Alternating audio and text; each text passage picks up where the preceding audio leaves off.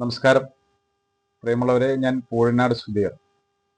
ഞാൻ ഇങ്ങനെ ഒരു വീഡിയോയിൽ വരുവാനുണ്ടായ കാരണം കഴിഞ്ഞ കുറേ കാലമായി എന്നെ വ്യക്തിപരമായി ടാർഗറ്റ് ചെയ്തുകൊണ്ട് എൻ്റെ പ്രദേശം ഉൾപ്പെടുന്ന പൂഴനാട് എന്ന് പറയുന്ന പ്രദേശത്തുള്ള എന്നോടൊപ്പം പ്രവർത്തിച്ചിട്ടുള്ളവരും സഹകരിച്ചിട്ടുള്ളവരും അതോടൊപ്പം ഒരുമിച്ച് പഠിച്ചിട്ടുള്ളവരും കളിക്കൂട്ടുകാരായിട്ടുള്ളവരും ഒക്കെ ആയിട്ടുള്ള പലരുടെയും ഭാഗത്തു നിന്നും വളരെ വിഷമകരമായ രീതിയിലുള്ള പ്രവർത്തനങ്ങൾ എനിക്ക് കുറേ കാലമായി അനുഭവപ്പെട്ടുകൊണ്ടിരിക്കുന്നു. ഇതിനെല്ലാം കാരണം സാമൂഹിക പ്രതിബദ്ധതയോടെ ഞാൻ ഒട്ടനവധി കാര്യങ്ങൾ കക്ഷി രാഷ്ട്രീയ ജാതി മത ചിന്തകൾക്ക് അതീതമായി നിഷ്പക്ഷമായി പ്രവർത്തിക്കുകയും പ്രശ്നങ്ങളിൽ ഇടപെടുകയും ആരാരും സഹായിക്കാനില്ലാത്തവർക്ക് ഒരു കൈത്താങ്ങായി നിന്നുകൊണ്ട് നിയമപരമായും തൊഴിൽപരമായും സാമൂഹിക സാംസ്കാരിക വിദ്യാഭ്യാസപരമായും ആവശ്യമുള്ളവർക്ക് എനിക്കറിയുന്നവരെയും എന്നെ അറിയുന്നവർക്കും എന്നോട് ആവശ്യങ്ങൾ ചോദിച്ചു വരുന്നവരെയൊക്കെ ഞാൻ അകമൊഴിഞ്ഞ് സഹായിക്കുവാനും സഹകരിക്കുവാനും അവർക്ക് വേണ്ടിയുള്ള എല്ലാ ഒത്താശകളും ചെയ്തു കൊടുക്കാറുണ്ട്. ഇങ്ങനെ വിട്ടുവീഴ്ചയില്ലാത്ത രീതിയിൽ പ്രതിബദ്ധതയോടുകൂടിയുള്ള പ്രവർത്തനങ്ങൾ 1994 മുതൽ ഞാൻ പ്രവർത്തനം ആരംഭിച്ച അന്ന് മുതൽ തന്നെ എൻ്റെ പ്രവർത്തനം കൊണ്ട് ബുദ്ധിമുട്ടുകൾ ഉണ്ടായിട്ടുള്ള വാദിയെ കൊണ്ട് കേസ് കൊടുത്തിട്ട് പ്രതിക്ക് ജാമ്യം എടുക്കാൻ പോകുന്നു എന്ന ചില പഴഞ്ചൊല്ല് പോലെ ഉള്ള ആ ഒരു കൺസെപ്റ്റിൽ പ്രവർത്തിക്കുന്ന രാഷ്ട്രീയ നേതാക്കളുടെയും അതുപോലെ സംഘാടകരുടെയൊക്കെ കണ്ണിലെ കരടായി ഞാൻ 1994 മുതൽ മാറിക്കൊണ്ടേയിരുന്നു. പക്ഷെ അവരെന്നെ വ്യത്യസ്ത സമയങ്ങളിലും വ്യത്യസ്ത സാഹചര്യങ്ങളിലും ഒക്കെ വന്ന് വ്യക്തിപരമായും അല്ലാതെയൊക്കെ ഉപദ്രവിക്കുവാനും ഒക്കെ ഒരുപാട് ശ്രമിച്ചിട്ടുണ്ട്. പക്ഷെ അവിടെയെല്ലാം ഞാൻ അതിനെല്ലാം അതിജീവിച്ച് തന്നെയാണ് മുന്നോട്ട് പോയിട്ടുള്ളത്. ഇപ്പോഴും അങ്ങനെ തന്നെയാണ് മുന്നോട്ട് പോയിക്കൊണ്ടിരിക്കുന്നത്. ഞാൻ ഇങ്ങനെ ഒരു വീഡിയോ ഇപ്പോൾ ഈ അവസരത്തിൽ വീഡിയോയിൽ വരുവാനുണ്ടായത് എൻ്റെ പ്രധാന കാരണം ഈ കഴിഞ്ഞ കുറച്ച് ദിവസമായി എനിക്കെതിരെ വ്യക്തിപരമായി എന്നെ വ്യക്തിഹത്യ ചെയ്യുന്ന രീതിയിലുള്ള പ്രവർത്തനങ്ങൾ സോഷ്യൽ മീഡിയയെ ഉപയോഗിച്ചുകൊണ്ട് എൻ്റെ പ്രദേശത്തുള്ളവർ പ്രത്യേകിച്ച് അതിനെ ആ രീതിയിൽ വേറെ രീതിയിൽ ആൾക്കാരെ തെറ്റിദ്ധരിപ്പിക്കുവാൻ കരുതിയുള്ള പ്രചരണങ്ങൾ നടത്തി വന്നുകൊണ്ടിരിക്കുകയാണ്. അതിൽ ഒന്നാമത്തെ കാര്യം എന്ന് പറയുന്നത്, ഞാൻ സാമ്പത്തികമായി ആർക്കൊക്കെയോ ലക്ഷങ്ങൾ കൊടുക്കുവാനുണ്ട്. ആ ലക്ഷങ്ങൾ കൊടുക്കുവാനുള്ളത് ഞാൻ ചോദിച്ചിട്ട് കൊടുത്തില്ല.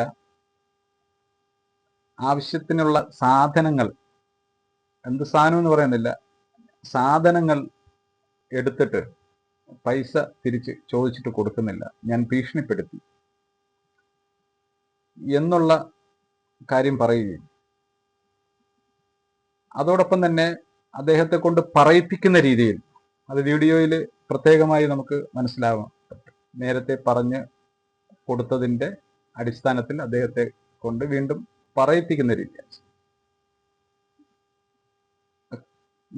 അദ്ദേഹം എനിക്ക് കടം തന്നു, സാധനങ്ങൾ കടം തന്നു, പൈസ കൊടുത്തില്ല. തിരിച്ച് ചോദിക്കാൻ കരുതി പോയപ്പോൾ അദ്ദേഹത്തെ ഞാൻ ഭയപ്പെടുത്തി, ഭീഷണിപ്പെടുത്തി, കേസിൽ പ്രതിയാക്കുമെന്ന് പറഞ്ഞു.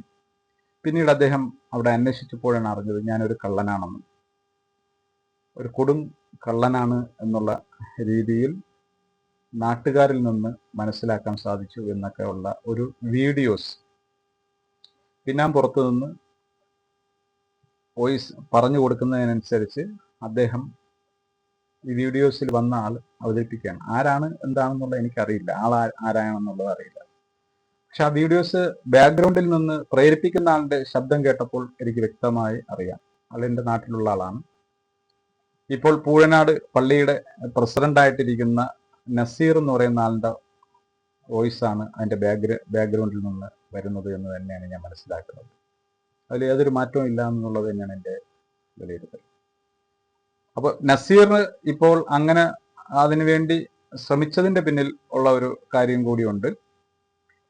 കഴിഞ്ഞ ഒരു 4-5 ദിവസത്തിന് മുമ്പായിട്ട് നസീറും ഞാനുമായിട്ട് വാട്സപ്പിലൂടെ ഒരു ചാറ്റിംഗ് നടത്തി. സാമൂഹികമായ കാര്യങ്ങൾ എനിക്ക് പലപ്പോഴും പുള്ളി എനിക്ക് ഷെയർ ചെയ്ത് തരാറുണ്ട്. പുള്ളി ഒരു പാർട്ടിയുടെ പഞ്ചായത്ത് കമ്മിറ്റി പ്രസിഡന്റാണ്. ഒറ്റശേഖരമംഗലം പഞ്ചായത്ത് കമ്മിറ്റിയുടെ മുസ്ലിം ലീഗിന്റെ പ്രസിഡന്റാണ് പുള്ളി. അങ്ങനെയുള്ള ഒരു കക്ഷി മുസ്ലിം ലീഗുമായി ബന്ധപ്പെട്ടുള്ള പോസ്റ്റുകൾ എനിക്ക് ഷെയർ ചെയ്ത് തരാറുണ്ട്. അപ്പോൾ ഒരു 3-4 ദിവസത്തിന് മുമ്പ് അദ്ദേഹം എനിക്ക് ഒറ്റശേഖരമംഗലം പഞ്ചായത്തിലുള്ള ഇദ്ദേഹം വെള്ളറട പഞ്ചായത്തിൽ മുസ്ലിം ലീഗ് നടത്തിയ ഒരു റിലീഫ് പ്രവർത്തനത്തിന്റെ പ്രവർത്തനം നടത്തിയതിന്റെ പത്രവാർത്തയുടെ പോസ്റ്റ് എനിക്ക് വാട്സപ്പ് ചെയ്തിരുന്നത്.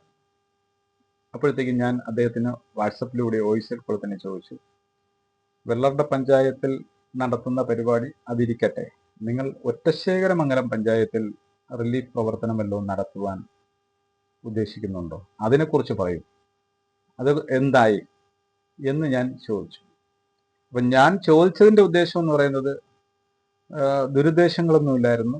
വളരെ ആത്മാർത്ഥമായി ഞാൻ ചോദിച്ചതാണ്. ഒറ്റശേഖരമംഗലം പഞ്ചായത്തിൽ റിലീഫ് പ്രവർത്തനം നടത്തുകയാണെങ്കിൽ 2 ചാക്ക് അരി എടുത്ത് കൊടുക്കാം പാവപ്പെട്ടവർക്ക്. അത് ഞാൻ കൊടുക്കുന്നുണ്ട്, ആ കൂട്ടത്തിൽ ഞാനും കൊടുക്കാം എന്നുദ്ദേശിച്ചാണ് ഞാൻ ചോദിച്ചത്. പക്ഷെ പുള്ളി അതിനെ തെറ്റിദ്ധരിച്ചുകൊണ്ട് പുള്ളി എനിക്കെതിരെ എൻ്റെ കാര്യം നീ ആരുടെ ചോദിക്കാനും, ഞങ്ങൾക്കറിയാം, ജില്ലാ കമ്മിറ്റിയുടെ അടുത്ത് പോലും എനിക്ക് കണക്ക് കൊടുക്കേണ്ട ആവശ്യമില്ല, യാവനാണ് ജില്ലാ കമ്മിറ്റി എന്നുള്ളത് എനിക്കറിയാം, അതായത് പുള്ളിക്ക് അറിയാം, അവൻ്റെ ഒന്നും ക്വാളിറ്റി ഒന്നും എൻ്റെ പറയണ്ട, നിനക്കെന്താടാ എൻ്റെ ചോദിക്കാന്ന് പറഞ്ഞ് വളരെ മോശമായ രീതിയിൽ വേറെയും ഒരു 6-7 വോയിസ് ഇടുകയും ശേഷം നിന്നെ പൂഴനാട് മുസ്ലിം ജമാഅത്തിൽ നിന്ന് പൂഴനാട് മുസ്ലിം ജമാഅത്തിൽ ആരും അടുപ്പിക്കൂലല്ലോ എന്ന് പറഞ്ഞു. അത്രത്തോളം നീ നികൃഷ്ട ജീവിയാണ് എന്നുള്ള രീതിയിൽ പുള്ളി എൻ്റെ സംസാരിച്ചു, എന്നെ പ്രകോപിപ്പിച്ചു. അപ്പോഴത്തേക്ക് ഞാൻ പറഞ്ഞു, നിലവിൽ നിങ്ങൾ ഇരിക്കുന്ന കമ്മിറ്റി, ഈ കമ്മിറ്റിയുടെ പ്രസിഡന്റാണ് നസീറെ താങ്കൾ. പക്ഷേ ഈ കമ്മിറ്റി എങ്ങനെയാണ് വന്നത്? നീ പ്രസിഡന്റ് ആവുന്നതിന് മുമ്പായിട്ടുണ്ടായിരുന്ന കമ്മിറ്റി 9 പേരടങ്ങുന്ന ഒരു കമ്മിറ്റി. ആ കമ്മിറ്റിയിൽ ഇരുന്നവർ 3 മാസം, അന്ന് എടുത്ത കമ്മിറ്റിയെ 3 മാസം കഴിഞ്ഞപ്പോൾ അവർ രാജിവെച്ച് കമ്മിറ്റി പിരിച്ചുവിട്ടു. പക്ഷേ ആ കമ്മിറ്റിയിൽ ഇരുന്ന സ്വാർത്ഥ താല്പര്യമുള്ളവർ 5 പേർ ചേർന്ന് വീണ്ടും 4 പേരെയും കൂടി കോപ്റ്റ് ചെയ്തുകൊണ്ട് ഒരു കമ്മിറ്റി ഉണ്ടാക്കുകയാണ് ചെയ്തത്. ആ 4 പേരെ കോപ്റ്റ് ചെയ്ത കൂട്ടത്തിലാണ് ഇപ്പോൾ പ്രസിഡന്റായിട്ടിരിക്കുന്ന നസീർ. മറ്റൊരു ആളെന്ന് പറയുന്നത് സെക്രട്ടറി. അപ്പൊ ഈ സെക്രട്ടറിയും പ്രസിഡന്റും ഏതൊരുവിധ പാനലിലൂടെയോ അല്ലെങ്കിൽ ജനങ്ങൾ തെരഞ്ഞെടുക്കപ്പെട്ട് വരികയോ ചെയ്തവരല്ല. ഈ സ്വാർത്ഥ താല്പര്യക്കാരായിട്ടുള്ളവർ 5 പേര്, ഒരാൾ അങ്ങോട്ടും ഇങ്ങോട്ടും ആടിയും ഉലഞ്ഞു നിൽക്കുന്ന ഒരാളാണ്. 4 പേരെന്ന് തന്നെ പറയാം. ആ 4 പേർ ചേർന്നുകൊണ്ട് കയ്യൂക്ക് കാണിച്ചുകൊണ്ട് ഞങ്ങൾ ഇവിടെ പിരിച്ചുവിട്ട കമ്മിറ്റിയെ ഞങ്ങൾ അംഗീകരിക്കില്ല. പ്രസിഡന്റ് കമ്മിറ്റി പിരിച്ചുവിട്ടാൽ അത് സംഘടനാപരമായി ജനാധിപത്യ രീതി അനുസരിച്ച് തീർന്നു. കമ്മിറ്റി പിരിച്ചുവിട്ടു, അവർ പ്രസിഡന്റ് രാജിവെക്കുകയും ചെയ്തു. പിന്നെ അവിടെ ഒരു കമ്മിറ്റിയിലായില്ല, പിന്നെ പുതിയൊരു കമ്മിറ്റിയാണ് വരേണ്ടത്. പക്ഷെ ഇവിടെ സംഭവിച്ചത്, പിരിച്ചുവിട്ട കമ്മിറ്റി ഞങ്ങൾ അംഗീകരിക്കുന്നില്ല, രാജിവെച്ച കമ്മിറ്റി നിങ്ങൾക്ക് രാജിവെച്ചവർക്ക് പോകാം, ഞങ്ങൾ പുതിയൊരു കമ്മിറ്റി ഉണ്ടാക്കും എന്ന് പറഞ്ഞ് സ്വമേധയ 4 പേർ ചേർന്ന് ഒരാൾ അങ്ങോട്ടും ഇങ്ങോട്ടും ചാടുന്ന ആളിനെയും കൂടെ പിടിച്ചു വെച്ചുകൊണ്ട് പുതിയതായിട്ട് 4 പേരെ കോപ്റ്റ് ചെയ്ത് അതിൽ നിന്നാണ് പ്രസിഡന്റിനെയും സെക്രട്ടറിയെയും ഇവർ നിശ്ചയിച്ചിട്ടുള്ളത്. അപ്പോൾ ഒരു മഹലിന്റെ പ്രസിഡന്റായും സെക്രട്ടറി ആയിട്ടൊക്കെ വരുന്നതിന് ചെറിയ ഒരു 50 പേരുള്ള മഹലായാലും 5000 പേർ ഉള്ള ഒരു മഹലായാലും ഇസ്ലാമികപരമായി ഖുർആനുമായി ബന്ധപ്പെട്ടുള്ള കാര്യങ്ങൾ, അവിടെ മറ്റു കാര്യങ്ങൾ, ഭൗതിക കാര്യങ്ങൾ, ഖുർആനുമായി ബന്ധപ്പെട്ട് വിശ്വാസികൾക്ക് ആരാധനാ കർമ്മങ്ങൾ നടത്തുവാനും അതുപോലെ തന്നെ അനുബന്ധ പ്രവർത്തനങ്ങൾ നടത്തുവാനും കൊടുക്കൽ വാങ്ങൽ നടത്തുവാനും വേണ്ടിയുള്ള ഒരു പരിപാലന സമിതിയെയാണ് എല്ലാ മഹല്ലുകളിലും എടുക്കുന്നത്. അപ്പോൾ അതിന് പ്രാദേശികമായ വിവരം ഉണ്ടാവും, ആത്മീയമായ വിവരം ഉണ്ടാവും, വിദ്യാഭ്യാസപരമായ വിവരം ഉണ്ടാവും, സാംസ്കാരികമായും കൾച്ചറുപരമായിട്ടൊക്കെ വിവരം ഉണ്ടാവും. കാരണം ആ മഹല്ലിലെ മാതൃകാ പുരുഷന്മാരാണ് ആവണം ആ മഹല്ല് ഭാരവാഹികളായിട്ട് വരേണ്ടത്. കാരണം ഈ മഹല്ല് ഭാരവാഹികളായിട്ട് ഉള്ളവരാണ് മറ്റുള്ള ആൾക്കാരെ നന്നാക്കാൻ കരുതിയും നിയന്ത്രിക്കുവാൻ കരുതിയും അവരെ കാര്യങ്ങളിലൊക്കെ ഇടപെട്ട് കാര്യങ്ങൾ ചെയ്യേണ്ടത്. അപ്പോൾ ഇത് ചെയ്യുന്ന ആള് ക്ലിയർ ആയാൽ മാത്രമല്ലേ മറ്റൊരാളിനെ ഉപദേശിക്കാൻ പറ്റുകയുള്ളൂ.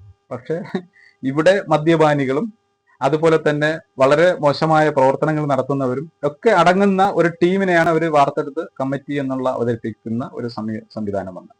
ഇതിനെ ഞാൻ നസീറിന്റെ അടുത്ത് പറഞ്ഞു, ഇങ്ങനെയുള്ള ഒരു കമ്മിറ്റി അല്ലേ നിങ്ങളുടെ കമ്മിറ്റി? അതുപോലെ പൂഴനാട്ടിലെ നിലവിലെ അവസ്ഥ ഇതല്ലേ?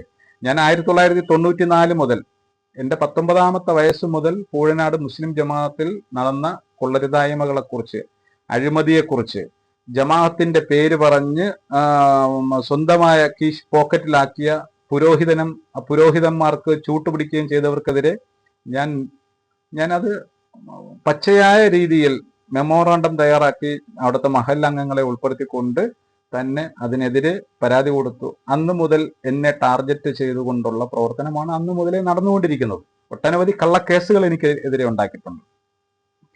ഞാൻ മനസ്സാവാച അറിയാത്ത ഒരുപാട് കേസുകൾ, എന്നെ വ്യക്തിപരമായി തേജവാദം ചെയ്യുന്നതിന് വേണ്ടിയുള്ള ഒരുപാട് കാര്യങ്ങൾ. പക്ഷെ അവിടെയെല്ലാം ഞാൻ എൻ്റെ വിശ്വാസത്തിൽ അടിയുറച്ചു നിന്നുകൊണ്ട് ഒറ്റയാൻ പട്ടാളം പോലെ തന്നെയാണ് ഞാൻ അന്ന് മുതൽ ഇന്ന് വരെയും നിൽക്കുന്നത്. കൂട്ടമായിട്ട് കുറച്ച് ദിവസങ്ങളിൽ എന്നോടൊപ്പം മഹൽ നിവാസികളായിട്ടുള്ള സഹപ്രവർത്തകരും സഹോദരങ്ങളും സഹകരിക്കുവാനുണ്ടായിരുന്നു. പക്ഷെ അവിടെയെല്ലാം മേൽപ്പടി കക്ഷികൾ, അതായത് താൽപര കക്ഷികൾ, പള്ളിയുടെ സ്വത്തുവകകൾ കൊള്ളയടിച്ച് ലക്ഷങ്ങൾ, കോടി രൂപ വില വരുന്ന ഭൂമി സ്വന്തം പേരിലാക്കി, മക്കളെ പേരിലാക്കി, തിരിച്ച് വേറൊരാളുടെ പേരിന് എഴുതി കൊടുത്ത് അവിടെ നിന്ന് സ്വന്തം പോക്കറ്റിലാക്കുന്ന ഒരു സമീപനം വന്നപ്പോൾ ഞാൻ അതിനെ ചോദ്യം ചെയ്ത ആളാണ്. അപ്പോൾ അങ്ങനെ ഒരു വമ്പൻ സ്രാവ് അവിടുത്തെ പൗരപ്രമുഖരെന്ന് സ്വയം അവകാശപ്പെട്ടുകൊണ്ടിരുന്ന, അല്ല അന്നത്തെ പൗരപ്രമുഖർ എന്ന് മറ്റുള്ളവർ അംഗീകരിച്ചിരുന്ന, പൗരോഹിത്യം വാഴുന്നുകൊണ്ടിരുന്ന പുരോഹിതൻ ഉൾപ്പെടെ, അവിടുത്തെ സാമൂഹിക രാഷ്ട്രീയ രംഗത്ത് മുഖ്യധാരയിൽ നിന്ന ആ ആൾക്കാരുൾപ്പെടെ ഇവരെല്ലാം ഒരു കോക്കസായി നിന്നുകൊണ്ട് പരസ്പരം വിട്ടുവീഴ്ചയോടുകൂടി 7.5 ഏക്കറോളം സ്ഥലം, വിവിധ സ്ഥലത്തുണ്ടായിരുന്ന 7 ഏക്കറോളം സ്ഥലം വിറ്റ് തുലച്ച് മക്കൾക്കുമായും മരുമക്കൾക്കുമായും ചെറുമക്കൾക്കൊക്കെ പോയതിന്റെ ഭാഗമായി ഇന്ന് അതിന് ചൂട്ടുപിടിച്ചവരെല്ലാം പോയി ചപ്പ് ചവർ ചണ്ടികളായിട്ടാണ് നിൽക്കുന്നത്. എല്ലാവരും കൂട്ടുനിന്നവരും വിറ്റവരും ഒക്കെ എല്ലാം ചന്നം ഭിന്നമായിട്ട് പോയി. കഴിഞ്ഞൊരു 30-35 വർഷത്തെ ചരിത്രം അവിടുത്തെ പരിശോധിച്ചാൽ.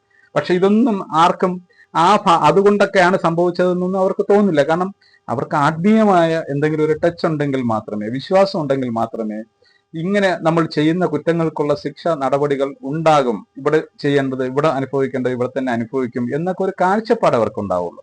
പക്ഷെ അവരെ സംബന്ധിച്ചിടത്തോളം സ്വാർത്ഥന്മാരാണ്. വിശ്വാസികളുടെയും ഈ പാവപ്പെട്ട സമൂഹത്തിന്റെയും സഹാനുഭൂതികൾ കൈമുതലാക്കിക്കൊണ്ട് തനിക്ക് എന്ത് കിട്ടും ആഗ്രഹിച്ച് തനിക്കും തൻ്റെ മക്കൾക്കും എന്തൊക്കെ ചെയ്തെടുക്കാൻ പറ്റുമെന്നൊക്കെ സ്വാർത്ഥതയിൽ നിൽക്കുന്നവരെ സംബന്ധിച്ചിടത്തോളം അവർക്കൊരു പ്രശ്നമില്ല. ഞാൻ ചുരുക്കി പറയാം, അങ്ങനെ 94 മുതൽ അങ്ങനെ ഞാൻ സമുദായ പ്രതിബദ്ധതയോടുകൂടി അവിടെ പല കാര്യങ്ങളിലും മുന്നിട്ട് വന്നപ്പോൾ എന്നെ വ്യക്തിപരമായി ഇല്ലായ്മ ചെയ്യുവാൻ കഴിയും ഒട്ടനവധി കള്ളക്കേസുകൾ എനിക്കെതിരെ ചാർത്തിയിട്ടുണ്ട്. ദൈവാനുഗ്രഹത്താൽ ഒരു പെറ്റി കേസിൽ പോലും ഞാൻ ഇതുവരെയ്ക്കും ശിക്ഷിക്കപ്പെട്ടിട്ടില്ല. എന്നാൽ എനിക്കെതിരെ 307 മുതൽ ഇങ്ങോട്ടുള്ള മോഷണ കേസ്, അടിപിടി കേസ്, പിടിച്ചുപറി കേസ്, തീവെപ്പ് കേസ്, അതുപോലെ തന്നെ ഒട്ടനവധി ഒരുപാട് കേസുകൾ, ഇതിലൊന്നും ഞാൻ കക്ഷിയല്ല. പക്ഷെ ആരെങ്കിലുമൊക്കെ ചെയ്യുന്ന കാര്യത്തിൽ എന്നെയും കൂടി അതിൽ കക്ഷിയാക്കി എന്നെ ടാർഗറ്റ് ചെയ്തുകൊണ്ട് കാര്യങ്ങൾ ചെയ്യും. ഇതുപോലെ തന്നെയാണ് ഒരു പ്രാവശ്യം 1998 മാർച്ച് 31 ശ്രീ അബ്ദുൽ നാസർ മദിനിയെ അറസ്റ്റ് ചെയ്ത്, അത് കഴിഞ്ഞ് മാർച്ച് കഴിഞ്ഞ് ഏപ്രിൽ മാസം എൻ്റെ ഈ പറഞ്ഞ ജമാഅത്തിന്റെ കമ്മിറ്റിയിൽ ഭാരവാഹികളായിട്ടുള്ളവർ എനിക്കെതിരെ ഞാൻ മദിനിയുടെ ആളാണെന്നും മദിനിയുമായി ബോംബ് സ്ഫോടന കേസിൽ പ്രതിയാണെന്ന് ജമാഅത്തിന് സംശയമുണ്ടെന്നും പറഞ്ഞുകൊണ്ട് പള്ളിയുടെ ലെറ്റർ പേഡിൽ സീല് വെച്ചുകൊണ്ട് എനിക്കെതിരെ മഹലിലെ അംഗങ്ങൾ തന്ന മെമ്മോറാണ്ടം എന്നും പറഞ്ഞുകൊണ്ട്, അതായത് മഹലിലെ വേറൊരു സാമൂഹ്യ വിരുദ്ധ പ്രവർത്തനം നടത്തിയപ്പോൾ അവർക്കെതിരെ ഒരു മെമ്മോറാണ്ടം മഹലി നിവാസികൾ സെറ്റ് ചെയ്ത് അതിൽ കൊടുത്തു. അപ്പോൾ കൊടുത്തപ്പോൾ അതിന്റെ ഫ്രണ്ട് മേറ്റർ മാറ്റിയിട്ട് പുതിയൊരു മേറ്റർ ലെറ്റർ പേഡിൽ കയറ്റിക്കൊണ്ട് ഇതിനെയും കൂടെ കണക്ട് ചെയ്തുകൊണ്ട് എനിക്കെതിരെ മഹല്ല് നിവാസികൾ തന്നതാണ് നടപടി എടുക്കണമെന്ന് പറഞ്ഞുകൊണ്ട്, അതായത് കോയമ്പത്തൂർ ബോംബ് സ്ഫോടന കേസിൽ പ്രതിയാണെന്ന് ജമാഅത്തിന് സംശയമുള്ള ആളാണ് ഞാൻ എന്നും പറഞ്ഞുകൊണ്ട് മഹല്ല് നിവാസികൾ മെമ്മോറാണ്ടം തന്നു. അതുകൊണ്ട് നടപടി എടുക്കണമെന്ന് പറഞ്ഞുകൊണ്ട് ബഹുമാനപ്പെട്ട തിരുവനന്തപുരം റൂറൽ SP ആയിരുന്ന ഗോപിനാഥൻ സാറിന് പരാതി കൊടുത്തു. അതിന്റെ ഗൗരവം നിങ്ങൾ നോക്കണേ. അത് നേരെ അവിടുന്ന് നേരെ അവിടെ നെയ്യാർഡാം സ്റ്റേഷനിൽ വന്നു. അന്ന് നെയ്യാർഡാം സ്റ്റേഷന്റെ SI ആയിരുന്ന ഇപ്പോൾ SP ആയിരിക്കുന്ന IPS കിട്ടിയോ എന്നുള്ളൊരു സംശയമുണ്ട്. SP ആയിരിക്കുന്ന ബഹുമാനപ്പെട്ട പ്രശാന്ത് ഗാനി, അദ്ദേഹമായിരുന്നു 1998 കാലഘട്ടത്തിൽ നെയ്യാർഡാം സ്റ്റേഷന്റെ SI ആയിരുന്നത്. അദ്ദേഹത്തിന്റെ അന്വേഷിച്ച് നടപടിയെടുക്കാൻ കഴിയിട്ടു. അദ്ദേഹം അതിനനുസരിച്ച് എന്നെ വിളിച്ചു, കാര്യങ്ങൾ മനസ്സിലാക്കി, തിരക്കി. ഞാൻ പറഞ്ഞു ഇതിലൊന്നും കക്ഷിയല്ല, പക്ഷെ മഹലുമായിട്ട് പള്ളിയുമായിട്ട് ബന്ധപ്പെട്ട് ചില കാര്യങ്ങൾ ഞാൻ ചെയ്തതിന്റെ ഭാഗമായിട്ട് എന്നെ കള്ളക്കേസിൽ കൊടുക്കാൻ ശ്രമിക്കുന്നതാണ്. ഇങ്ങനെ ഒരു മെമ്മോറാണ്ടം പോലും അവിടെ മഹലിൽ ആരും ഇട്ട് കൊടുത്തിട്ടില്ല എന്ന് പറഞ്ഞു. അപ്പോൾ നിങ്ങളെ നിരപരാധിത്വം തെളിയിക്കാൻ നിങ്ങൾ എന്താണോ ചെയ്തതെന്ന് പറഞ്ഞു. ഞാൻ അങ്ങനെ മഹലിൽ വന്നു, ആൾക്കാരോടൊത്ത് സംസാരിച്ചു. അവർ ഞങ്ങളാരും അങ്ങനെ ആർക്കും ഒപ്പിട്ട് കൊടുത്തിട്ടില്ല എന്ന് പറഞ്ഞതിന്റെ അടിസ്ഥാനത്തിൽ ഞാൻ വീണ്ടും നിരപരാധിയാണെന്നും പറഞ്ഞ് ഞങ്ങളുടെ മഹലിൽ നിന്ന് ഇങ്ങനെ ഒരു തീരുമാനം എടുത്തിട്ടില്ല, ആരും മെമ്മോറാണ്ടം കൊടുത്തിട്ടില്ല എന്നും പറഞ്ഞുകൊണ്ട് ഒരു സ്റ്റേറ്റ്മെന്റ് തയ്യാറാക്കി മെമ്മോറാണ്ടമാക്കി തിരിച്ച് SP അദ്ദേഹത്തിന് കൊടുത്തതിന്റെ ഭാഗമായി അത് ഈ പരാതി കള്ളപ്പരാതിയാണെന്ന് പോലീസിന് ബോധ്യമാവുകയും എന്നെ അതിൽ നിന്ന് ഒഴിവാക്കുകയും ചെയ്തു. നോക്കണേ അതിന്റെ ഗുരുതരാവസ്ഥ. അന്നത്തെ 98 കാലഘട്ടത്തിൽ ആരോപണ വിധേയരാകുന്നവരെല്ലാം പോലീസ് പിടിച്ചും കൊണ്ടുപോയി പല 8-10 വർഷങ്ങളാണ് പീഡിപ്പിക്കുകയും അതുപോലെ തന്നെ ജയിലിടുകയും ചെയ്ത് അവസാനം അവരെല്ലാം കുറ്റവിമുക്തരാക്കി വിടുകയും ചെയ്ത അങ്ങനത്തെ കേസിൽ പോലും എന്നെ ഇൻവോൾവ് ചെയ്യിപ്പിക്കുവാൻ കരുതി ഈ തൽപര കക്ഷികൾ ശ്രമിച്ചിട്ടുണ്ട്. അവിടെയും ദൈവാനുഗ്രഹത്താൽ നമ്മൾ അതിൽ നിന്ന് മോചനം കിട്ടി വന്നു.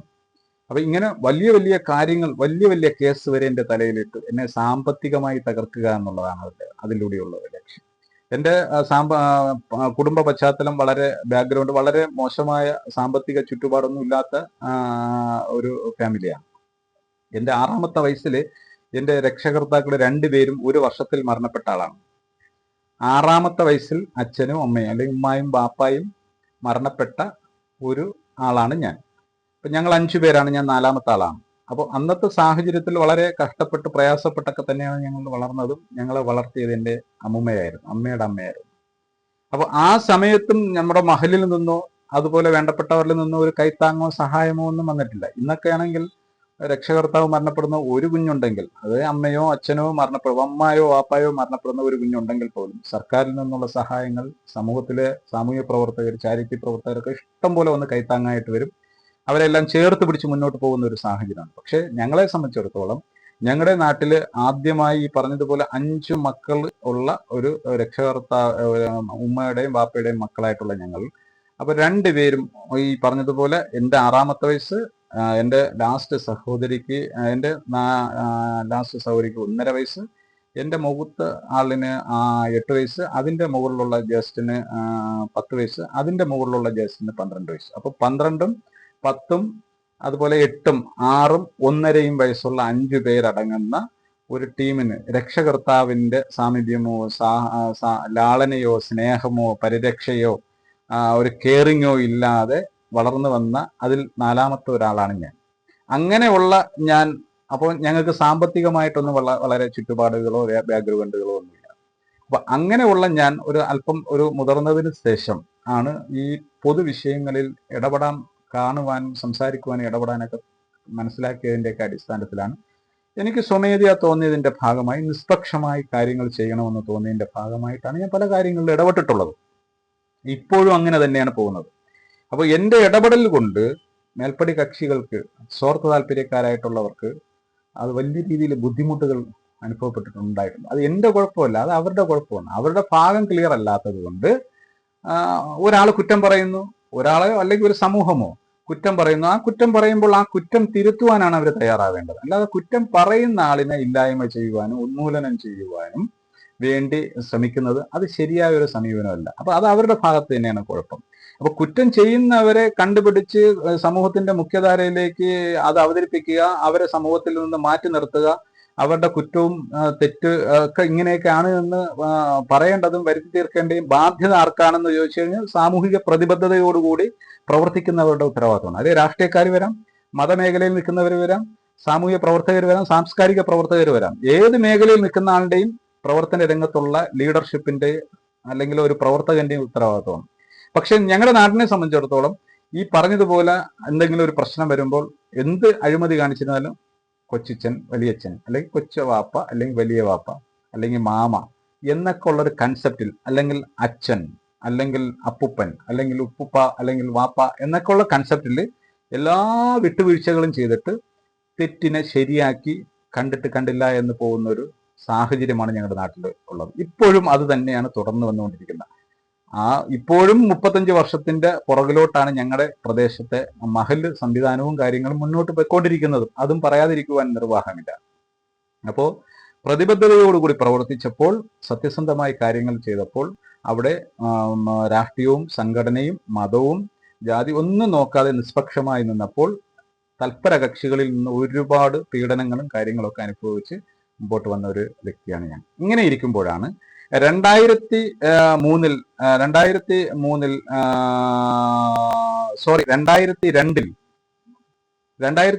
കിള്ളിയിൽ നടക്കുന്ന പോലീസ് നരനായാട്ട്, 2002 ഡിസംബർ 3-ാം തീയതി നടക്കുന്ന പോലീസ് നരനായാട്ട്, ആ നരനായാട്ടുമായി പ്രതിഷേധിച്ചുകൊണ്ട് എൻ്റെ അന്നത്തെ പ്രവർത്തന രീതി അനുസരിച്ച്, ഞാൻ പ്രവർത്തിച്ചുകൊണ്ടിരുന്ന സംഘടനാ സംവിധാനത്തിന്റെ രീതി അനുസരിച്ച് ശക്തമായ രീതിയിൽ പ്രതിഷേധിക്കുകയും പ്രവർത്തിക്കുകയും ചെയ്തു. നിങ്ങൾക്കറിയാം, കേരളത്തില് പോലീസ് വീടിന്റെ മുന്നിൽ കൂടി കയറി അടുക്കളയിൽ കൂടെ പോയി, അല്ലെങ്കിൽ അടുക്കളയിൽ കൂടെ കയറി മുന്നിലൂടെ ഇറങ്ങി പോകുന്ന ഒട്ടനവധി വിഷയങ്ങളും കലാപങ്ങളിലും ഒക്കെ പോലീസിന്റെ ഭാഗത്തുനിന്ന് അങ്ങനെയുള്ള ഇടപെടൽ ഉണ്ടാവുമ്പോൾ വീട്ടിലുള്ളവരെ ഉപദ്രവിക്കാറുണ്ട്, സ്ത്രീകളെ ഉപദ്രവിക്കാറുണ്ട്, കുട്ടികളെ ഉപദ്രവിക്കാറുണ്ട്, വീട്ടിലുള്ള സാധനങ്ങൾ കൊള്ളയടിച്ചുകൊണ്ട് പോയിട്ടുണ്ട്, നശിപ്പിക്കാറുണ്ട്. അങ്ങനെയൊക്കെ ഉണ്ടായിട്ടും പോലീസിനെതിരെ നടപടിയോ മറ്റോ ഗവൺമെന്റ് തലത്തിലോ മനുഷ്യാവകാശ രീതിയിലോ ഒന്നും പോലീസിന് അനുഭവിക്കേണ്ടി വന്നിട്ടില്ല. ഒരു സസ്പെൻഷൻ, ചിലപ്പോൾ ഒരു ട്രാൻസ്ഫർ, ഇങ്ങനെയൊക്കെ ഉണ്ടായിട്ടുള്ളൂ. പക്ഷെ പൂർവാധികം ശക്തിയോടുകൂടി അവർ വീണ്ടും സർവീസിൽ കയറുന്ന ഒരു അവസ്ഥയാണ്. പക്ഷെ കിള്ളിയിലുണ്ടായ ഈ 2002 ഈ സംഭവം എന്ന് പറയുന്നത്, ആ സംഭവത്തിൽ IPS ഓഫീസർമാരുൾപ്പെടെ താഴെയുള്ള പോലീസ് ഓഫീസർമാർ വരെ സസ്പെൻഷനിലായി, ട്രാൻസ്ഫറിലായി, പലരെയും ഒഴിവാക്കി. വളരെ മോശമായ ഒരു സ്റ്റേറ്റ്മെന്റ് തന്നെയാണ് ഗവൺമെന്റും സംവിധാനങ്ങളും ജുഡീഷ്യറിയുടെ ഭാഗത്തുനിന്ന്, അത് മനുഷ്യാവകാശ കമ്മീഷന്റെ ഭാഗത്തുനിന്ന് പോലും വന്നത്. അവസാനം ആ കേസ് സെറ്റിൽ ചെയ്ത് ഒതുക്കിയാണ് തീർത്തത്. ലക്ഷങ്ങൾ കൊടുത്ത് ഒതുക്കിയാണ് തീർത്തത്. വിസ്തരിച്ച് തീർത്തതല്ല, സെറ്റിൽമെന്റ് ചെയ്ത് തീർത്തതാണ്. അടി കിട്ടിയവർക്കും കിട്ടി, പൈസ കിട്ടി. അതുപോലെ തന്നെ അതിന് ചുക്കാൻ പിടിച്ചവർക്കും മീഡിയേറ്ററായിട്ട് നിന്നവർക്കൊക്കെ പൈസ കൊടുത്ത് അത് സെറ്റ് ചെയ്ത് തീർത്തതാണ്. പക്ഷെ ആ കേസിനെ കേസാക്കി മുഖ്യധാരയിലേക്ക് അവതരിപ്പിക്കാൻ വന്നവരെല്ലാം പിന്നെ പോലീസിന്റെ നോട്ടപ്പുള്ളിയാവുന്ന ഒരു സാഹചര്യമാണ്. അങ്ങനെ അപ്പോൾ കേസ് തീരുന്നതിന് മുമ്പ് തന്നെ, കേസിന്റെ തുടക്കത്തിൽ ഇതിന്റെ സൂത്രധാരന്മാർ ആരാണ്, പോലീസിനെതിരെ ഇങ്ങനെ ഒരു വയലൻസ് ഉണ്ടായ കാരണക്കാരാരാണെന്ന് നോക്കിയപ്പോൾ ആദ്യമായി ഞാനാണ് ആ സ്റ്റേഷനിൽ ആ പ്രശ്നവുമായി ബന്ധപ്പെട്ട് മലയങ്കീഴ് സ്റ്റേഷനിൽ കിള്ളിയിലുള്ള 2 സഹോദരന്മാർ എൻ്റെ നാട്ടിൽ വന്ന് എന്നെ രാവിലെ വിളിച്ചുകൊണ്ട് പോയി സ്റ്റേഷനിൽ പോയപ്പോൾ കിള്ളിയിലുള്ള സഹോദരന്മാരെല്ലാം ഉടുവസ്ത്രമില്ലാതെ പേപ്പർ മറിച്ച് മലയങ്കീഴ് പോലീസ് സ്റ്റേഷനകത്ത് നിൽക്കുകയാണ്. മലയങ്കീഴ് പോലീസ് സ്റ്റേഷനിൽ നിൽക്കുകയാണ്. ഞാൻ അങ്ങ് SIയുടെ അടുത്ത് പറഞ്ഞു, എനിക്ക് ഇവരെ കാണണം എന്ന് പറഞ്ഞതിന്റെ അടിസ്ഥാനത്തിൽ അന്ന് ആ സ്റ്റേഷന്റെ SI ആയിരുന്ന ശ്രീ ഹുസൈൻ സാറാണ്. നേരത്തെ പരിചയമുണ്ടായിരുന്നു. എനിക്ക് കാണണമെന്ന് പറഞ്ഞപ്പോൾ അദ്ദേഹം പരിചയത്തിന്റെ അടിസ്ഥാനത്തിൽ ഇല്ല, കാണാൻ പറ്റില്ല എന്നൊക്കെ പറഞ്ഞെങ്കിലും ഞാൻ ഇത്തിരി അല്പം നിർബന്ധിച്ചപ്പോൾ അദ്ദേഹം കാണിച്ചു തന്നപ്പോൾ ഞാൻ പലരെയും കണ്ടു. അത് കണ്ടത് വളരെ ഗുരുതരമായ രീതിയിലാണ്. അച്ഛനും കൊച്ചച്ഛനും മകനുമുണ്ട്, മാമനും മരുമകനുമുണ്ട്, ഏറ്റവും ബഹുമാനിക്കുന്നവരുണ്ട്. ഇവരെല്ലാം പരസ്പരം ഉടുവസ്ത്രമില്ലാതെ പേപ്പറിലാണ് മറഞ്ഞു നിൽക്കുന്നത്. ഇതവസ്ഥ ഞാൻ നേരിൽ കണ്ട ആളാണ്. ഇത് കണ്ട് ഞാൻ നേരെ കിള്ളിയിൽ എന്ന് പറയുന്ന പ്രദേശത്ത് വന്നിട്ട് നാട്ടുകാരുടെ അടുത്ത് പറഞ്ഞപ്പോൾ ആരും അടുക്കുന്നില്ല, എല്ലാവരും ഭീതിയിലാണ്, ഭയപ്പാടിലാണ്. അപ്പോൾ എന്നോടൊപ്പം എന്നെ പൂഴനാട് നിന്ന് വിളിച്ചുകൊണ്ട് വന്ന 2 സുഹൃത്തുക്കളുടെ അടുത്ത് ഞാൻ പറഞ്ഞു, ഇവിടെ നമുക്ക് റോഡ് ബ്ലോക്ക് ചെയ്ത് ഒരു ജനാധിപത്യ രീതി അനുസരിച്ച് സർക്കാരിന്റെ ശ്രദ്ധയിൽ ഇത് കൊണ്ടുവരണമെങ്കിൽ, ഗവൺമെന്റ് ഇടപെടണമെങ്കിൽ ജനാധിപത്യ മാർഗത്തിൽ സമരം ചെയ്യണമെന്ന് പറഞ്ഞ് ട്രാൻസ്പോർട്ട് ബസ്സിന്റെ മുന്നിൽ ആദ്യമായി കയറി ഇരുന്ന് കുത്തിയിരിപ്പ് സമരം നടത്തി ഞാൻ. എൻ്റെ കൂടത്ത് 2 പേര് വന്നു. അത് കഴിഞ്ഞ് പിന്നെ 4 പിന്നെ 10, 10 20, 100, 200, 500. കാരണം ഒരു മണിക്കൂറിനകത്ത് 500 കഴിഞ്ഞു. വിവിധ സ്ഥലങ്ങളിൽ നിന്ന് ജനങ്ങൾ ഇങ്ങനെ ഒഴുകി വന്നുകൊണ്ടിരുന്നു. അപ്പോൾ ഈ സമരം തുടങ്ങുന്നതിന് മുമ്പ് തന്നെ കൈരളി TV-യിൽ വിളിച്ചെന്നു അറിയിച്ചു. നീലിമ എന്ന് പറയുന്ന ലേഡി, ഇപ്പോൾ അവർ ജനം TV-യിലേക്ക് പോയ ആ ലേഡിയാണ്. അതിനു മുമ്പ് എനിക്ക് വേറൊരു കാര്യത്തിൽ പരിചയം ഉണ്ടായിരുന്നു. കാട്ടാക്കട ഗവൺമെന്റ് ആശുപത്രിയിൽ പൂഴനാടുള്ള തന്നെ വേറൊരു കേസുമായി ബന്ധപ്പെട്ട് പോലീസിന്റെ ഭാഗത്തു നിന്നുണ്ടായ പ്രകൃതി വിരുദ്ധ പീഡനത്തിനെതിരെ പോലീസിനെതിരെ പരാതി കൊടുത്തപ്പോൾ അതിന് അവർ വീഡിയോ എടുക്കാൻ കരുതി വന്നു കാട്ടാക്കട ഗവൺമെന്റ് ഹോസ്പിറ്റലിൽ. അന്ന് അങ്ങനെ വിളിച്ച് വന്ന ആ പരിചയത്തിന്റെ അടിസ്ഥാനത്തിൽ നമ്പർ ഉണ്ടായിരുന്നു. അങ്ങനെ ഈ ലേഡിയെ വിളിച്ചു, അവർ വന്നപ്പോൾ സംഭവങ്ങൾ ലൈവായി. പിന്നെ പ്രതിപക്ഷ നേതാവായിരുന്ന ബഹുമാനപ്പെട്ട VS അച്യുതാനന്ദൻ അവിടെ വന്നു. സംഭവം എല്ലാം കൂടെ കയറി പ്രശ്നങ്ങൾ, പിന്നെ പൊതുസമൂഹം അത് ഏറ്റെടുത്ത്, രാഷ്ട്രീയക്കാരും എല്ലാ പാർട്ടിക്കാരും അത് ഏറ്റെടുത്തു. അപ്പോൾ അതിന്റെ എല്ലാം തുടക്കക്കാരൻ എന്നുള്ള രീതിക്ക് എന്നെ പോലീസ് ടാർഗറ്റ് ചെയ്തുകൊണ്ട് ആ കേസിലും പ്രതിയായിരുന്ന ശ്രീ രാമചന്ദ്രൻ നായർ എന്ന് പറയുന്ന ആര്യങ്കോട് പോലീസ് നെയ്യാടം സ്റ്റേഷനിലെ SI ആയിരുന്ന ആ അദ്ദേഹത്തിന്റെ നിർദ്ദേശമനുസരിച്ച് എന്നെ ഒരു കള്ളക്കേസിൽ കൊടുക്കുക എന്ന ഉദ്ദേശത്തിന്റെ ഭാഗമായി പൂഴനാട് ഒരു വീട്ടിലെന്തോ സംഭവം ഉണ്ടായി എന്ന് പറഞ്ഞുകൊണ്ട് എന്നെ അതിൽ കക്ഷിയാക്കാൻ കരുതി ശ്രമിക്കുകയും എന്നെ അതിൽ പ്രതിയാക്കിയിട്ട് അത് ഞാൻ ബൈക്കിലാണ് പോയതെന്ന് പറഞ്ഞു. എൻ്റെ ബൈക്കല്ല, ആ ബൈക്ക് വേറെ ഏതോ എവിടെയോ ഉള്ള ഒരാളുടെ ബൈക്കും കൂടെ വെച്ച് ഫിറ്റ് ചെയ്തുകൊണ്ട് ഞാൻ ആ ബൈക്കിൽ പോയാണ് അവിടെ ക്രൈം ചെയ്തതെന്ന് പറഞ്ഞ് ഒരു വരുത്തി തീർത്തുകൊണ്ട് എന്നെ വ്യക്തിഹത്യ ചെയ്ത് ആ നാട്ടിൽ നിന്ന് ഓടിക്കാൻ കരുതി. അന്ന് എൻ്റെ മഹലിൽ പ്രസിഡന്റായിരുന്നത് എൻ്റെ അമ്മാവനാണ്, അഹമ്മദ് അലി സാഹിബ് എന്ന് പറയും. ആ അഹമ്മദ് അലി സാഹിബിനെതിരെ ഉള്ള ഒരു കേസ് ഉണ്ടായിരുന്നു. അവിടെ വേറൊരു കുട്ടിയുടെ വീട്ടിൽ വേറൊരു സുഹൃത്ത് വന്നപ്പോൾ ആ കുട്ടിയെയും ആ സുഹൃത്തിനെയും വെച്ചുകൊണ്ട് അവരെ ജമാഅത്തിൽ നിന്ന് നിസ്സഹരണപ്പെടുത്തി, ഊരുവിലക്കി. ഇന്നത്തെ പോലെ നിസ്സഹരണമല്ല, അന്ന് ഊരുവിലക്കി എന്ന് പറഞ്ഞുകൊണ്ട് വാർത്താ ബോർഡിൽ വിവാഹം കഴിക്കാത്ത കുട്ടിയായിരുന്നു. ആ കുട്ടിയെയും വീട്ടുകാരെയും ആ കുടുംബത്തിനെയും ഊരുവിലക്കി എന്ന് പറഞ്ഞുകൊണ്ട് വാർത്താ ബോർഡിൽ പ്രദർശിപ്പിച്ചു. ഞാൻ പറഞ്ഞു ഇത് അന്യായമാണ്, ഒരു കുട്ടിയാണ് വന്ന് പോയി, അതുകൊണ്ട് അവരെ മൊത്തത്തിൽ കുടുംബത്തെ അധിക്ഷേപിച്ചുകൊണ്ട് അതിന്റെ കുടുംബജീവിതം ഇല്ലായ്മ ചെയ്യാൻ കയറി ശ്രമിച്ച ഈ അന്യായത്തിനെതിരെ ഞാൻ നിൽക്കുമെന്നും പറഞ്ഞുകൊണ്ട് നിലപാടെടുത്തപ്പോൾ അവർ കോടതിയിൽ പോയപ്പോൾ ഞാൻ അതിന് സാക്ഷിയായിരുന്നു. അങ്ങനെ ആ സാക്ഷി ആയി ഞാൻ പോയി. എൻ്റെ സ്റ്റേറ്റ്മെന്റ് അവസാനമായി കോടതിയിൽ നിന്ന് ഒരു 4-5 പ്രാവശ്യം വിളിച്ചിട്ട് എനിക്ക് പോകാൻ പറ്റാതെ വന്നപ്പോൾ അവസാനത്തെ ദിവസമായിരുന്നു ഈ ഡിസംബർ 3-ാം തീയതിയാണ്. ഡിസംബർ 3-ാം തീയതിയാണ് ആ കേസിന്റെ 4-ാം തീയതിയാണ് ആ കേസിന്റെ ലാസ്റ്റ് സ്റ്റേറ്റ്മെന്റ്. ഞാൻ പോയില്ലെങ്കിൽ ആ കേസ് തള്ളും. അങ്ങനെ തലേ ദിവസം തന്നെ നെയ്യാടം സ്റ്റേഷനിൽ പോയി SIയും അവരൊക്കെ സംസാരിച്ചതായിട്ട് ഞാൻ അറിഞ്ഞായിരുന്നു. പക്ഷെ ഈ പറഞ്ഞതുപോലെ ഡിസംബർ 3-ാം തീയതി രാത്രി ആയപ്പോൾ ഈ കിള്ളി സംഭവവുമായി ബന്ധപ്പെട്ട് 1-ാം വാർഷികം കഴിഞ്ഞ് ഞാൻ വീട്ടിൽ വന്നതിന് ശേഷം രാത്രി പോലീസ് എൻ്റെ വീട്ടിൽ അന്വേഷിച്ചു വരുന്നു. ഞാൻ വീട്ടിൽ ഉണ്ടായിരുന്നു. അപ്പോൾ നിങ്ങളുടെ ബൈക്കാണെന്നും പറഞ്ഞുകൊണ്ട് ആൾക്കാർ പറയുന്നു ഒരു വീട്ടിലൊരു ക്രൈം നടന്നു, ഈ ബൈക്കിൽ പോയാണ് അവിടെ ഒരു അമ്മച്ചിയുടെ മാല പിടിച്ചു പറിച്ചു എന്ന് പറഞ്ഞു. നാട്ടുകാർ പറയുന്നു നിങ്ങളുടെ ബൈക്കാണെന്നാണ് പറയുന്നത്. നിങ്ങളുടെ ബൈക്കാണെന്ന് ചോദിച്ചപ്പോൾ ഞാൻ പറഞ്ഞു ഇതിൻ്റെ ബൈക്കല്ല എന്ന് പറഞ്ഞു. ശരി, എന്തായാലും നാളെ കാണാമെന്ന് പറഞ്ഞ് പോലീസ് പോവുകയാണ് ചെയ്തത്. പിറ്റേന്ന് രാവിലെ ആയപ്പോൾ എന്നെ സ്റ്റേഷനിൽ നിന്ന് വിളിക്കുകയാണ്, സുധീർ സ്റ്റേഷൻ വരെ വരണമെന്ന് പറഞ്ഞു. ഞാൻ അവിടെ പോയപ്പോൾ ഈ സംഭവം നടന്നു എന്ന് പറയുന്ന സ്ഥലത്തുള്ള ആ ഉപദ്രവത്തിന് വിധേയമായ കർമ്മല എന്ന് പറയുന്ന ആ അമ്മച്ചിയും അമ്മച്ചിയുടെ ഭർത്താവും, ഈ കർമ്മല എന്ന് പറയുന്ന ആ അമ്മച്ചിയുടെ അനുജനായ നെൽസൺ ഉപദേശിയും എന്ന് പറയുന്ന ആളും, ഈ കർമ്മല എന്ന് പറയുന്ന ആ അമ്മച്ചിയുടെ സഹോദരിയുടെ ഭർത്താവായ പേര് വരുന്നില്ല, പാൽ സൊസൈറ്റിയിൽ ജോലി ചെയ്തുകൊണ്ടിരുന്ന ആളാണ് അദ്ദേഹവും, ഈ 4 പേരും ഈ പിന്നെ അവിടുത്തെ ജയരാജ് എന്ന് പറയുന്ന റൈറ്റർ അടുത്ത് മുമ്പ് ഇരുന്നും കൊണ്ട് അവർ സ്റ്റേറ്റ്മെന്റ് പറഞ്ഞു കൊടുത്തുകൊണ്ടിരിക്കുകയാണ്. നേരത്തെ നടന്ന സംഭവത്തിന് FIR ഇടാൻ കരുതി. അപ്പോഴേക്കാണ് രാവിലെ എന്നെ സ്റ്റേഷനിൽ വിളിച്ച് ഞാൻ അതിനനുസരിച്ച് നേരെ സ്റ്റേഷനിൽ പോയപ്പോൾ ഇവരെ കാണുന്നത്. അപ്പോഴത്തേക്കും ജയരാജ് എന്ന് പറയുന്ന റൈറ്റർക്ക് എന്നെ നേരത്തെ അറിയാം. സാമൂഹ്യ പ്രവർത്തനവുമായി ബന്ധപ്പെട്ട് പല കാര്യങ്ങൾക്ക് ഞാൻ നെയ്യാടം സ്റ്റേഷനിൽ പോകാറുണ്ട്. അവരോടൊക്കെ നല്ല സഹകരണവും സമീപനമായിരുന്നു. അപ്പോൾ അവർ ചോദിക്കുകയാണ്, ഇതാ വരുന്ന ആളിനെ അറിയാമോ എന്ന് അമ്മച്ചിയുടെ അടുത്ത് ചോദിക്കുകയാണ് ജയരാജ് സാറ്. അപ്പം പറയുന്നു പിള്ളേ എനിക്കറിയാം, കഴിഞ്ഞ ഇലക്ഷന് മത്സരിച്ചവനാണ്. 2000 ഞാൻ പൂഴനാട് വാർഡിൽ നിന്നും മത്സരിച്ചു. പിന്നെ അപ്പം മത്സരിച്ച ആളാണ്. അതിനുപരി എൻ്റെ അച്ഛനൊരു പേരുണ്ട്, പാകിസ്ഥാൻ എന്നാണ് എൻ്റെ അച്ഛൻ്റെ അറിയപ്പെടുന്ന അവിടുത്തെ 2ാമത്തെ പേര്. എൻ്റെ അച്ഛൻ്റെ യഥാർത്ഥ പേര് മുഹമ്മദ് ഹനീഫ എന്നാണ്. ഇത് പാകിസ്ഥാൻ സാഹിബിൻ്റെ മകനല്ലേ, നേരത്തെ അറിയാം എന്ന് പറഞ്ഞു. ശരി, അത് കഴിഞ്ഞു അദ്ദേഹം ചോദിച്ചു സുധീർ എന്തിനാ വന്നതെന്ന് ചോദിച്ചപ്പോൾ പറഞ്ഞു SI എന്നെ വന്ന് കാണണമെന്ന് പറഞ്ഞു. അതിനനുസരിച്ച് ഞാൻ വന്നതാണെന്ന് പറഞ്ഞു. ശരി, SI റൂമിലുണ്ട്, കാണാൻ പറഞ്ഞു. ഞാൻ നേരെ റൂമിൽ കയറിയപ്പോൾ ഈ പറഞ്ഞ രാമചന്ദ്രൻ നായർ എന്ന് പറയുന്ന SI എൻ്റെ പറഞ്ഞത്, സുധീർ ഇന്ന് കേസിന് പോവുകയല്ലേ? എന്താണ് സാർ? ആ കേസ് തീർത്തൂടെ? നിങ്ങളുടെ പള്ളിയുമായി ബന്ധപ്പെട്ട് നിങ്ങളുടെ അമ്മാവനല്ലേ അതിൽ ഒന്നാമത്തെ പ്രതി, അത് തീർത്ത് കൊടുക്കുന്നതല്ലെന്നല്ല ഞാൻ പറഞ്ഞത്. സാർ ഇത് മഹല്ലുപരമായി അത് വിശ്വാസപരമായി ചെയ്യാൻ പാടില്ലാത്ത ചില കാര്യങ്ങൾ അതിലുള്ളത് കൊണ്ടാണ്. ഞാനൊരു സാമൂഹ്യ പ്രവർത്തകനാണ്, അതുകൊണ്ട് അത് ആ രീതിയിൽ അങ്ങ് പോകുന്നതല്ലേ സാറ് നല്ലത്.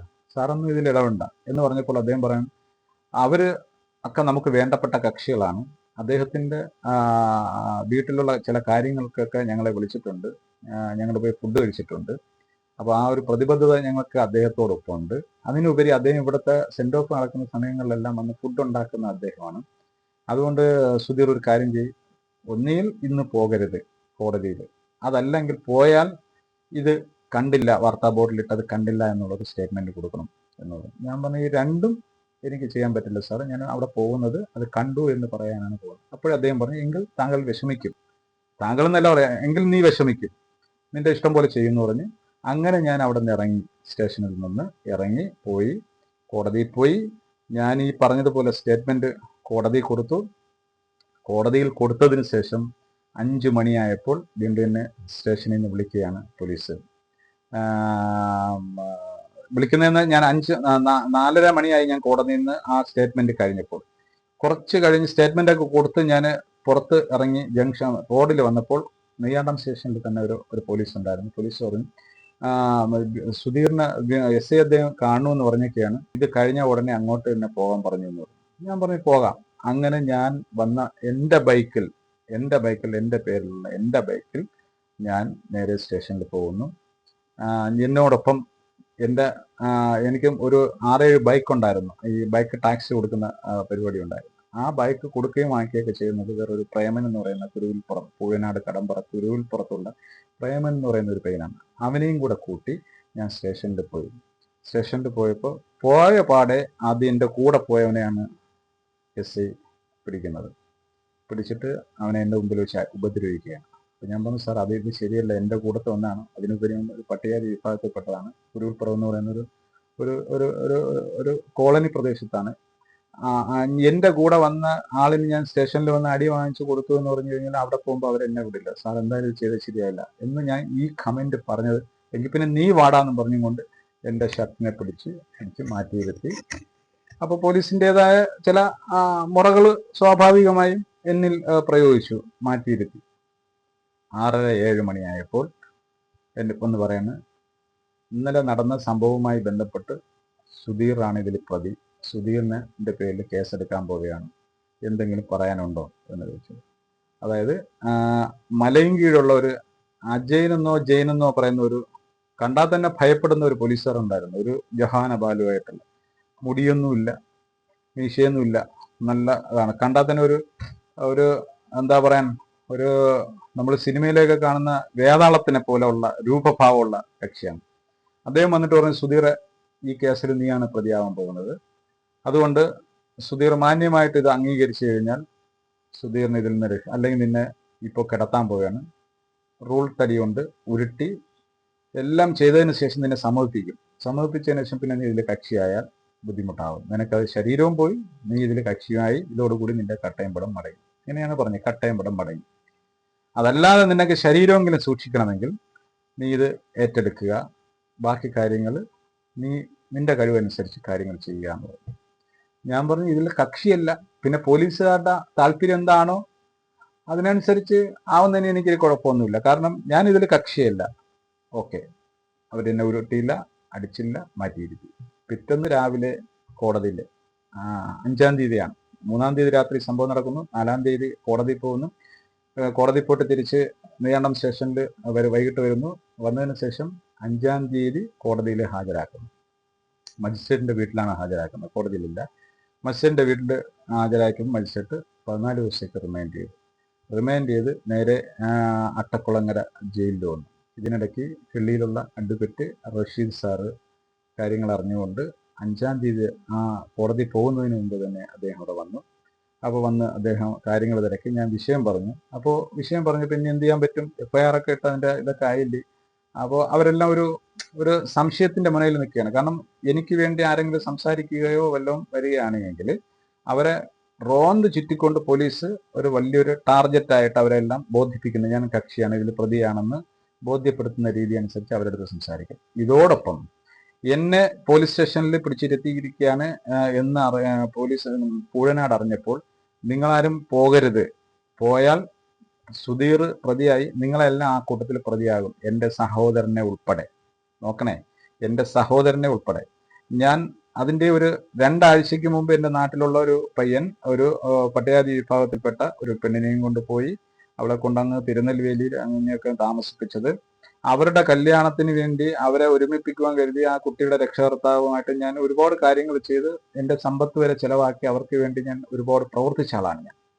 പക്ഷെ അവര് അപ്പോഴേ പറഞ്ഞു, നീ ഇല്ലായിരുന്നെങ്കിൽ കേസ് ഇങ്ങനെയല്ല, അവൻ പ്രതിയാവുമായിരുന്നു, ഇവരെ കല്യാണം നടക്കൂല എന്നും പറഞ്ഞൊക്കെ അവരെന്നെ അന്ന് വളരെയധികം പ്രശംസിച്ച ആ കക്ഷികൾ ഉൾപ്പെടെ ഉള്ളവർ പറയുന്നു, ഇത് തന്നെയാണ് ഇവന്റെ പരിപാടി, ഇങ്ങനെ ആയിരിക്കാം, അതല്ലേ 4-5 ബൈക്കുകളൊക്കെ എടുത്ത് ഇങ്ങനെ ഇരിക്കുന്നത്.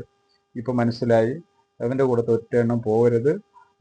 അവരുടെ ഉൾപ്പെടെ എനിക്കെതിരെ മോശമായി അവിടെ പറയുന്ന ഒരു സാഹചര്യം പിന്നീട് ഞാൻ അവരുടെ നിന്ന് പറഞ്ഞതായിട്ട് അറിഞ്ഞു. അപ്പോൾ അത്രയും കഠിനമായ രീതിയിൽ എന്നെ കാണാൻ പോലും ആരും വരാത്ത രീതിയിൽ അവരെല്ലാം ഓപ്പറേറ്റ് ചെയ്തുകൊണ്ട് ഉള്ള നല്ലൊരു തിരക്കഥയൊക്കെ ഉണ്ടാക്കി ഉള്ള ഒരു സംവിധാനമായിരുന്നു അത്. പക്ഷേ അഡ്വക്കേറ്റ് കൊടുത്തു. അഡ്വക്കേറ്റ് പോലും പറഞ്ഞു 15-ന്റെ അന്നേ ജാമ്യം കിട്ടും. ഞാൻ അവിടെ മജിസ്ട്രേറ്റിന്റെ അടുത്ത് ഞാൻ പറഞ്ഞു, ഞാനിതിൽ നിരപരാധിയാണ്, ഞാൻ ഇതിൽ കക്ഷിയല്ല, പോലീസിന്റെ മനഃപൂർവ്വം ഇതിൽ കക്ഷിയാക്കിയതാണ്, ഇത്രയും മാത്രമേ. പിന്നെ നിങ്ങൾ ദേഹ ഉപദ്രവമല്ല ഏൽപ്പിച്ചിട്ടുണ്ടോ എന്ന് ചോദിച്ചാൽ ഇല്ല എന്ന് പറഞ്ഞു. മറ്റു പരാതികൾ എന്തെങ്കിലും ഉണ്ടോ? ഇല്ല എന്ന് പറഞ്ഞു. അങ്ങനെ അത് കഴിഞ്ഞതിന് ശേഷം വക്കീൽ പിറ്റേ ദിവസം ജാമ്യാപേക്ഷ കൊടുത്തു. അന്ന് എനിക്ക് ജാമ്യം കിട്ടി. അതായത് ഡിസംബർ 6-ാം തീയതി എനിക്ക് ജാമ്യം കിട്ടുകയാണ്.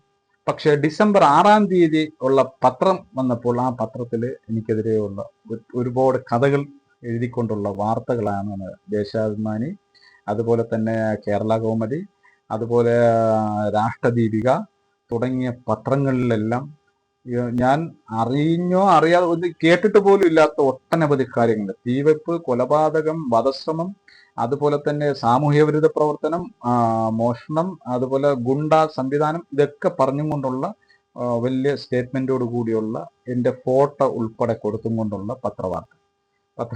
ഇനി അടുത്ത കാലത്തൊന്നും ജാമ്യം കിട്ടൂല, അടിക്കുറിപ്പിൽ അടുത്ത കാലത്തൊന്നും ജാമ്യം കിട്ടൂല, അത്രത്തോളം കേസുകളിൽ പ്രതിയാണെന്നും പറഞ്ഞുകൊണ്ട് ഞാൻ പിറ്റേ ദിവസം ഇറങ്ങി വന്ന് ആ പത്രങ്ങളെല്ലാം വായിച്ച് എനിക്ക് വളരെയധികം സന്തോഷം തോന്നി. കാരണം ഇത്രയും പത്രത്തിനോടുള്ള ബഹുമാനം പോയി. അതിനു മുമ്പ് ഞാൻ പത്രത്തിനെയൊക്കെ വാർത്ത കൊടുക്കും, സ്റ്റേറ്റ്മെന്റ് കണ്ടാൽ അതിനനുസരിച്ച് എൻ്റെ ചിന്ത പോവുകയും ആരോപണങ്ങൾ പറയുമ്പോൾ അത് ശരിയാണെന്നുള്ളൊരു തോന്നലൊക്കെ എനിക്കുണ്ടായിരുന്നു. പക്ഷെ അന്ന് ഞാൻ ജാമ്യം എടുത്ത് പിറ്റേ ദിവസം ജാമ്യം എടുത്ത് പുറത്തിറങ്ങിയപ്പോൾ ഈ പത്രങ്ങളുടെ വാർത്ത കേട്ടതോടുകൂടി പത്രങ്ങൾ ഇത്രയേ ഉള്ളൂ എന്നുള്ളൊരു തോന്നൽ എനിക്ക് വന്നു. കാരണം ജാമ്യം കിട്ടാത്ത വകുപ്പ്, ഇത്രത്തോളം കേസിൽ പ്രതി, അടുത്ത കാലത്തൊന്നും ജാമ്യത്തിൽ ഇറങ്ങില്ല. അപ്പൊ ഒരു അടിസ്ഥാനവും ഇല്ലാത്ത രീതിയിൽ ആരൊക്കെയോ എന്തൊക്കെ എഴുതി കൊടുത്ത രീതി അനുസരിച്ച് വന്ന വാർത്തകളാണ്. അന്ന് പത്രത്തിൽ കൊടുത്തതെന്ന് പറയുന്നത് നമ്മുടെ നാട്ടിൽ തന്നെ ഉണ്ടായിരുന്ന എൻ്റെ ഒരു സുഹൃത്ത്, എൻ്റെ ബാല്യകാല സുഹൃത്തായ സെയ്തലി, ഇപ്പോഴും സെയ്തലി അവിടെ ഏജന്റാണ്, പത്രത്തിന്റെ ഏജന്റാണ്. അപ്പൊ സെയ്തലി കൊടുക്കുവാനുണ്ടായ ഒരു കാരണം ഉണ്ടായത് 2000 കാലഘട്ടങ്ങളിൽ ഗുജറാത്ത് കലാപം നടക്കുന്ന ആ സമയത്ത് ഈ പറഞ്ഞതുപോലെ ബാലരാമപുരം, അതുപോലെ തിരുവനന്തപുരം ജില്ലയുടെ വിവിധ ഭാഗങ്ങളിലെന്നല്ല തബ്ലീഗ് ജമാഅത്തിന്റെ പ്രവർത്തകർ പൂഴനാട് ജമാഅത്തിൽ വന്നു. അപ്പൊ അവര് ഈ വെള്ളത്തിനൊക്കെ ക്ഷാമം ഉണ്ടായിരുന്ന സമയമാണ്. ആ ജമാഅത്തിന് വന്ന ആൾക്കാർ ശേഖരിച്ചു വെച്ചിരുന്ന വെള്ളത്തിന് വളരെ കുടിവെള്ള ക്ഷാമം ഉണ്ടായിരുന്നു. അവർ തൊട്ടടുത്ത വീടുകളിലൊക്കെ പോയി കിണറുകളിൽ നിന്ന് അവിടുത്തെ മഹല്ല് നിവാസികൾ വീട്ടിൽ സൂക്ഷിച്ചിരുന്ന 1/2 ബക്കറ്റ് വെള്ളം, 1 ബക്കറ്റ് വെള്ളം, പിന്നെ 1 കുടം വെള്ളം, ഇങ്ങനെയൊക്കെ എല്ലാം കൂടെ ശേഖരിച്ചുകൊണ്ട് പള്ളിയിൽ അവർ പാചകം ചെയ്യാൻ കരുതി വലിയ വാർപ്പ് തൊട്ടടുത്തുനിന്ന് പട്ടാളം സാഹിബ് എന്ന് പറയുന്ന ആളുടെ അടുത്ത് എടുത്തിട്ട് അതിൽ ശേഖരിച്ചിരുന്ന ആ വെള്ളത്തെ ഇവർ പാചകം ചെയ്ത് ഉച്ചയ്ക്ക് ഫുഡ് കഴിക്കാൻ കരുതിയുള്ള പാചകം ചെയ്തുകൊണ്ടിരുന്നപ്പോൾ ഈ സെയ്തലി പള്ളിയിൽ നമസ്കരിക്കാൻ വന്നപ്പോൾ ഇവര് പാചകം ചെയ്തു. കാരണം സെയ്തലി ഒരു ഭയങ്കര തീവ്രമായ രീതിയിലുള്ള ഒരു AP അബൂബക്കർ മുസ്ലിയാർ നേതൃത്വം കൊടുക്കുന്ന സുന്നി സംഘടനയുടെ വലിയ തീവ്രമായ ഒരു യാഥാസ്ഥികനാണ്. അപ്പോൾ തബ്ലീഗ് ജമാഅത്ത് എന്ന് പറഞ്ഞു കഴിഞ്ഞാൽ നരകത്തിൽ പോകുന്നവരാണ്, അതിൽ പോകുന്നവരെല്ലാം നരകത്തിൽ പോകുന്നവർ. ജമാഅത്ത് ഇസ്ലാമിയും തബ്ലീഗും അതുപോലെ തന്നെ EK സുന്നിയും അവരൊക്കെ അവരൊന്നും രക്ഷപ്പെടില്ല, അവരെല്ലാം നരകത്തിലാണ് എന്നുള്ള ഒരു കൺസെപ്റ്റോട് കൂടി ഭയങ്കര തീവ്രമായി പ്രവർത്തിക്കുന്ന ഒരാളാണ് സെയ്തലി അന്ന്. പക്ഷെ ഇപ്പൊ അല്പം തീവ്രതയൊക്കെ കുറഞ്ഞു. കാരണം പിന്നീട് കുറെ അനുഭവങ്ങളും കാര്യങ്ങളൊക്കെ ഉണ്ടായപ്പോൾ അത് മാത്രമല്ല സമൂഹവും സമുദായവും അല്ലെങ്കിൽ ഇസ്ലാമും എന്നുള്ളതൊക്കെ കുറച്ചൊക്കെ പിന്നീട് മനസ്സിലാക്കിയിട്ടുണ്ടാവാം. അതിന്റെ അടിസ്ഥാനത്തിൽ പുള്ളിക്കാരൻ അല്പം മാറി. അപ്പൊ ചുരുക്കി പറഞ്ഞാൽ ചുരുക്കി പറഞ്ഞാൽ അങ്ങനെ സൈദിലി വന്നപ്പോൾ പാചകം ചെയ്തുകൊണ്ടിരുന്നവർ ശേഖരിച്ചു വെച്ചിരുന്ന ഈ വെള്ളത്തിനെ എടുത്ത് കമഴ്ത്തി അവർക്ക് പിന്നെ ഒന്നും ചെയ്യാൻ പറ്റാത്ത ഒരവസ്ഥയായിരുന്നു. ഞാൻ അങ്ങനെ പള്ളിയിൽ ഉച്ചയ്ക്കുള്ള ലോകം നിസ്കരിക്കുവാൻ കയറി പള്ളിയിൽ വന്നപ്പോൾ അവരെല്ലാം വളരെ പ്രയാസപ്പെട്ട് കരഞ്ഞുകൊണ്ടിരിക്കുകയാണ് അവർ. കരഞ്ഞുകൊണ്ടിരുത്ത് പറഞ്ഞു, സുധീർ സാഹിബ്, ഞങ്ങൾക്ക് വേറെ മറ്റു വഴികളൊന്നുമില്ല, ഇത് വലിയൊരു അക്രമമല്ലേ ഞങ്ങളുടെ അടുത്ത് കാണിച്ചത്, ഇത് ചെയ്യാൻ പാടുണ്ട്, ഞങ്ങൾ ദൗത്യവുമായി ബന്ധപ്പെട്ട് വന്നതല്ലേ, ഞങ്ങൾക്കിത് വളരെയധികം പ്രയാസമുണ്ട് എന്ന് പറഞ്ഞു. അപ്പം ഞാൻ മതപരമായി ചിന്തിച്ചു, ശരിയാണ്, മറ്റു സ്ഥലത്തു നിന്ന് വന്ന ആൾക്കാർ, അതിനുപരി വലിയൊരു അക്രമമാണ് ഇവിടെ കാണിച്ചിരിക്കുന്നത്. അപ്പൊ ഈ അക്രമത്തെ ഒരാളെങ്കിലും ചോദിച്ചില്ല എങ്കിൽ ഈ മഹലിലുള്ള എല്ലാവരും കുറ്റക്കാരാവും. അപ്പൊ ഒരാളെങ്കിലും ചോദിച്ചാൽ മഹല് നിവാസികൾ അതിൽ നിന്ന് കുറ്റവിമുക്തരാവും. മറിച്ച് സത്യത്തിന് വേണ്ടി സംസാരിച്ചു എന്നുള്ള, ന്യായത്തിന് വേണ്ടി അന്യായത്തിനെതിരെ സംസാരിച്ചു എന്നുള്ള ഒരു ഇത് പടച്ചവൻ്റെ നിന്നുള്ളൊരു അടിമയ്ക്ക് കിട്ടുന്ന ഒരു അംഗീകാരം എനിക്ക് കിട്ടുകയും ചെയ്യും. ഇത് ചിന്തിച്ചുകൊണ്ട് ഞാൻ എൻ്റെ മനസ്സിൽ അപ്പോഴേ മനസ്സിലാക്കി സെയ്ദലി ചെയ്തത് ശരിയല്ലല്ലോ എന്ന് കണക്കാക്കി. അങ്ങനെ സെയ്ദലി, ഞാനിത് ആലോചിച്ചുകൊണ്ടിരിക്കെ സെയ്ദലി പള്ളിയിലേക്ക് കയറി വരികയാണ്. പിന്നെ ആദ്യം വന്ന് ഷോയൊക്കെ കാണിച്ചു പോയിട്ട് 1 മണി കഴിഞ്ഞപ്പോൾ സെയ്ദലി വരികയാണ്. സെയ്ദലിയെ ഞാൻ ചേർത്ത് നിർത്തിയിട്ട് ചോദിച്ചു, സെയ്ദലി ഇത് ചെയ്തത് ശരിയല്ലല്ലോ, വലിയൊരു അന്യായമല്ലേ, അത് ഇവർക്കൊന്നും ഇവിടെ കുടിച്ചിൻ്റെ തിന്നും കിടക്കാനൊന്നും പറ്റില്ല, ഇവരൊക്കെ വേറെ എവിടെയെങ്കിലും ഒന്ന് പോട്ടെ. അപ്പം ഞാൻ പറഞ്ഞു, ഇത് ശരിയല്ല, ഇതെല്ലാ മഹല് നിവാസികളുടെ എല്ലാവരുടെയും തീരുമാനമല്ലല്ലോ നീ ചെയ്യേണ്ടത്, അത് കമ്മിറ്റിക്കാരുണ്ട്, അഥവാ ആണെങ്കിൽ കമ്മിറ്റിക്കാരല്ലേ നടപടി എടുക്കേണ്ടത്, ഇത് ശരിയല്ല എന്ന് പറഞ്ഞ് ഞങ്ങൾ തങ്ങൾ അങ്ങോട്ടും ഇങ്ങോട്ടും വാക്ക് തർക്കമായി. അന്ന് സെയ്ദലിയുടെ രാഷ്ട്രീയ സ്വാധീനം കോൺഗ്രസ് പ്രസ്ഥാനത്തിന്റെ, യൂത്ത് കോൺഗ്രസിന്റെയൊക്കെ എന്തോ മണ്ഡല സെക്രട്ടറി എന്തൊക്കെ ആയിരുന്നു. അന്ന് തമ്പാനൂർ രവി MLA ആയിരുന്നു ഇവിടുത്തെ ആള്. തമ്പാനൂർ രവി MLAയുടെ ഇടപെടൽ കൊണ്ട് സെയ്ദലി കേസ് കൊടുത്തു. അങ്ങനെ എനിക്കെതിരെ കേസെടുത്തു. ആ കേസ് ഒരു 6-7 വർഷം പറഞ്ഞപ്പോൾ ആ കേസ് അങ്ങ് തള്ളി. 2006 2007 എന്തോ കാട്ടാക്കട ഫസ്റ്റ് ക്ലാസ് മുനിസിപ്പൽ കോടതി എന്ന് ആ കേസ് തള്ളി. പക്ഷെ ഞാൻ സെയ്ദലിയുടെ അടുത്ത് മാപ്പ് പറയാനും പോയില്ല. ഞാൻ ഇതിൽ നിന്ന് എന്നെ ഉപദ്രവിക്കൽ, എന്നെ ഇതിൽ നിന്ന് വിട്ടുവ ചെയ്യണം ഞാൻ പറഞ്ഞു. ഞാൻ എന്നെ അടിസ്ഥാനപരമായി വക്കീലിന് ഫീസും കൊടുത്ത്, എൻ്റെ തൊഴിലിൽ നിന്ന് കിട്ടിയ വരുമാനത്തിന്റെ ഒരു ഭാഗം വക്കീലിന് ഫീസും കൊടുത്ത് ആദർശപരമായി തന്നെയാണ് ഞാൻ വന്നത്. 6-7 വർഷം കഴിയുമ്പോൾ കേസ് അത് വെറുതെ വിട്ടു. അപ്പോൾ അന്ന് ആ ചെയ്ത സംഭവത്തിൽ 2000 ചെയ്ത ആ വൈരാഗ്യം സെയ്ദലിയുടെ മനസ്സിലുണ്ടായിരുന്ന സെയ്ദലി, പത്രവാർത്ത ഏജന്റായിരുന്ന സെയ്ദലി, ഈ 2002 ഡിസംബർ 3 പോലീസ് രാത്രി എന്നെ കക്ഷിയാക്കാൻ കഴിയ ഡിസംബർ 4 ഇട്ട എഫ്ഐആറിൽ എന്നെ പ്രതിയാക്കിയ എഫ്ഐആറിൽ അതിന്റെ ഇത് പിറ്റേ ദിവസം 5 എന്നെ മജിസ്ട്രേറ്റിന് മുമ്പിൽ ഹാജരാക്കാൻ പോകുന്ന ആ സമയത്ത് തന്നെ സെയ്ദലി പത്രക്കാർക്കും ഇതൊരു സ്റ്റേറ്റ്മെന്റ് ആയിട്ട് കൊടുത്തു. സെയ്ദലിയുടെയും രൂപഭാവവും ഒക്കെ ഉൾപ്പെടുത്തിക്കൊണ്ട് ഒരു വലിയൊരു സ്റ്റേറ്റ്മെന്റ് കൊടുത്തതിന്റെ ഭാഗമായിട്ടാണ് ഡിസംബർ 6 2000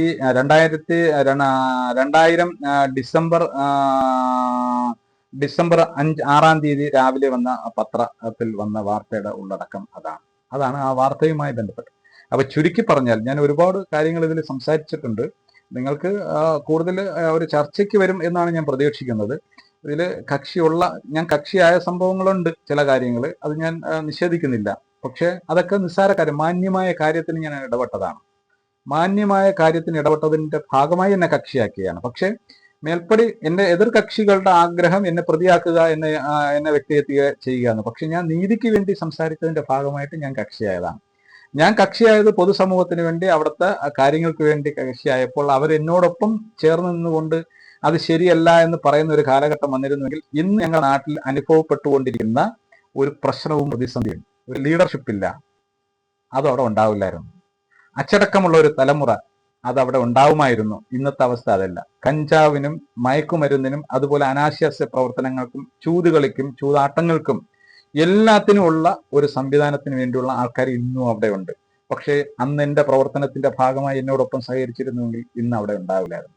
വിദ്യാഭ്യാസപരമായി ഒരു മുന്നേറ്റത്തിന് വേണ്ടി, സാംസ്കാരികമായ മുന്നേറ്റത്തിന് വേണ്ടി ഞാൻ ഒട്ടനവധി പ്രവർത്തനങ്ങൾ നടത്തി. ആ നടത്തുന്ന സമയത്തെല്ലാം എന്നോടൊപ്പം സഹകരിക്കുവാൻ വരുന്ന എൻ്റെ സമൂഹത്തിലും എൻ്റെ സമുദായത്തിൽപ്പെട്ട ആൾക്കാരെ ഉൾപ്പെടെ, അതുകൂടാതെ ഇതര സമൂഹങ്ങളിൽപ്പെട്ട സഹോദരന്മാരെയും ഇതര സമുദായത്തിൽപ്പെട്ടവരെയൊക്കെ നിരുത്സാഹപ്പെടുത്തുകയും എനിക്കെതിരെയുള്ള മോശമായ കമന്റ്സുകൾ പറഞ്ഞ് അവരെല്ലാം അതിൽ നിന്ന് പിന്തിരിപ്പിക്കുകയും ചെയ്തിട്ടുണ്ട്. പക്ഷേ എൻ്റെ പ്രവർത്തനം മറ്റു മേഖലകളിലേക്ക് ഞാൻ വ്യാപിപ്പിച്ചു. അതിൻ്റെ ഒരുപാട് ഗുണങ്ങൾ, എനിക്ക് ഒരുപാട് സുഹൃത്തുക്കളുണ്ടായി. എൻ്റെ പ്രവർത്തനം കൊണ്ട് ഒരുപാട് സ്ഥലങ്ങളിൽ ഒരുപാട് നന്മ പ്രവർത്തനങ്ങൾ നടന്നുകൊണ്ടിരിക്കുന്നുണ്ട്. അതിന് ഞാൻ അഭിമാനിയാണ്. പക്ഷെ എന്നെ മാറ്റി നിർത്താൻ ശ്രമിച്ചതിന്റെ ഭാഗമായിട്ട് നമ്മുടെ നാട്ടിൽ അതിന്റെ ഗുണം ഉണ്ടായിട്ടില്ല എന്നുള്ളതാണ്. അപ്പോൾ അന്നത്തെ ആ സാഹചര്യത്തിൽ നന്മയ്ക്ക് വേണ്ടി ഞാൻ സംസാരിച്ചതിന്റെ ഭാഗമായിട്ട്, പ്രവർത്തിച്ചതിന്റെ ഭാഗമായി ഒട്ടനവധി വിരോധികളായിട്ട് വന്നു. അത് എൻ്റെ കുഴപ്പമല്ല, അത് അവരുടെ കുഴപ്പമാണ്. കാരണം ഞാൻ നന്മയുടെ പക്ഷത്ത്, ശരിയുടെ പക്ഷത്ത് നിന്ന് ആലോചിച്ച് പ്രവർത്തിച്ചതിന്റെ ഭാഗമായി. അതുപോലെ തന്നെയാണ് ഇപ്പോൾ ഈ പള്ളിയുടെ പൂഴനാട് മുസ്ലിം ജമാഅത്തിന്റെ ട്രഷറായിട്ടിരിക്കുന്ന ഷാജർ എന്ന് പറയുന്നത്. ഈ ഷാജറിന്റെ വാപ്പായുമായി ഒരു പ്രശ്നം 1997 ഉണ്ടാവുകയാണ്. ആ 97 ഉണ്ടാകുന്ന പ്രശ്നം എന്ന് പറഞ്ഞു കഴിഞ്ഞാൽ അദ്ദേഹം ഫുൾ മദ്യപാനിയാണ്. എല്ലാ ദിവസവും മദ്യം വെച്ച് കൊണ്ടുവന്ന്, മുഖ്യ ദിവസങ്ങളിൽ മദ്യവെച്ച് കൊണ്ടുവന്ന് അദ്ദേഹം രാവിലെ പോയാൽ വൈകിട്ടാണ് വരുന്നത്. അദ്ദേഹം ഗുമസ്ത പണിയാണ് അദ്ദേഹത്തിന്റെ ജോലി. അദ്ദേഹം വൈകുന്നേരത്ത് ഒരു 8 മണിക്കുള്ള ബസ്സുണ്ട്. ആ ബസ്സിൽ വന്നിട്ട് ഇവിടെ പൂരപ്പാട്ടാണ്. പൂഴനാട് മുസ്ലിം ജമാഅത്തിന്റെ നേരെ ഫ്രണ്ടിലിരിക്കുന്ന വീടാണ് സലീം എന്ന് പറയുന്നത്. ഇസ്ലാം മതം സ്വീകരിച്ചു വന്ന ആളാണ്.